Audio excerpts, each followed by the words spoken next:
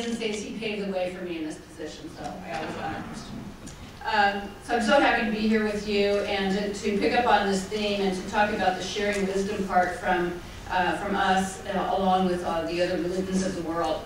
Years ago, before my ministerial life, I worked in a cancer treatment center, and I spent time as a volunteer for an organization called Cancer Lifeline, which is a phone support line for cancer patients.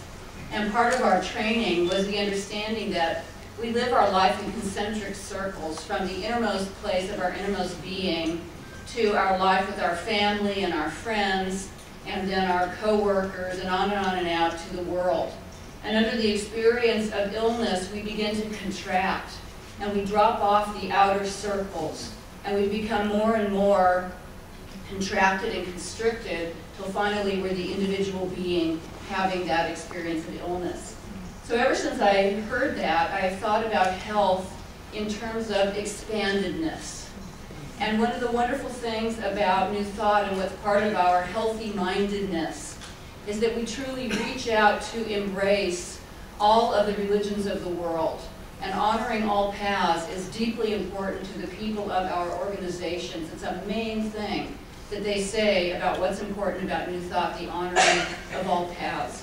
There's a little poem from Hafiz. He said, "Would you think it odd if Hafiz said, I am in love with every church and mosque and temple and any kind of shrine, because I know it is there that people say the different names of the one God." And if you've wondered what you're doing here, I'm sure you haven't wondered what you're doing here, but how you are to be here, or what it means for you to be here in this conference, this incredible world conference, is you are here carrying that vibration of love and that deep honoring of all paths, wherever you go here, whatever sessions you attend. There's a writer who said that just as no one language, one human language, contains all of the sounds that a human being can make, and it takes all the languages of the world to even begin to utter the sounds that we can make and all the meaning. There is no one religion that contains all of the revelations that the human can have about the divine, about the infinite.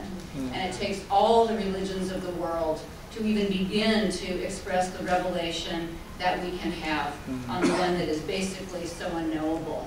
And so we have this deep opportunity and this deep conviction to stand in the truth of our own denomination, our own practice of New Thought. His Holiness the Dalai Lama once said, "It is so important that you deepen in your own tradition, and then from that place you branch out to embrace." So we get to deepen in this practice that we love, but also to extend our hearts and to appreciate wisdom as it is shared from one religion, one denomination to another. I know so many of my ministerial colleagues, and I as well, when we construct our talks, we borrow from all the traditions and all of the many paths that speak to the very truths that we embrace. I came across an interesting quotation from Houston Smith, who wrote The Religions of Man, and he said that it is that our age is the first age archaeologists have discovered that does not have at its center a temple. We have a stadium or a shopping mall. Yeah. And as sad as that is, perhaps it's one of those beneficial things as well, because it guides us to know that we are the living temple. That we are the temple of the living Spirit, and we are here to stand in the truth of the faith that we know and that we believe and that we honor and that we celebrate, and to embrace all the other paths as we go about doing that. And I think it's so crucial in this time of such profound change, the changes that we see in our culture and the changes that we are feeling in the cells of our body. And we make a choice. We can either stand at the rim of the wheel of change that is whirling around right now and all the chaos of change, or we can move to the center of our being and the truth that we know and stand there and have a nice little view of all that is taking place, and yet stand in the unshakable truth of our own being that we embrace. I want to complete by sharing a beautiful idea that I just plant with you to pick up on what Dr. Ken said about evolution. A friend articulated an image of evolution to me the other day.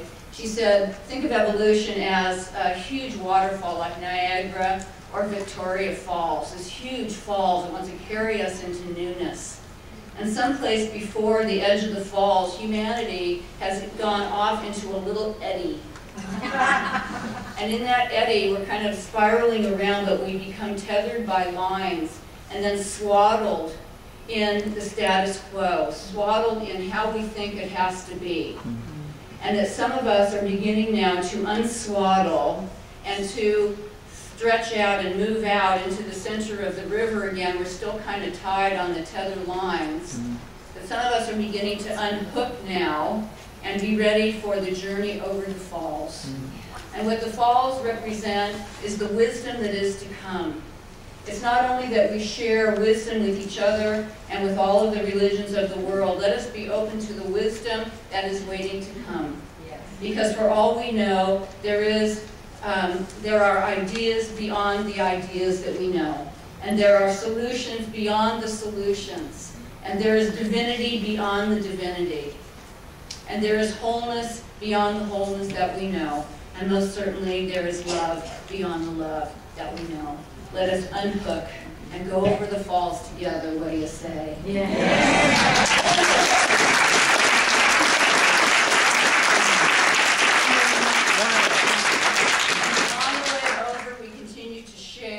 And to embrace and to open, to stand together with all of the religions of the world, welcoming the future that seeks to be born through us. Thank you.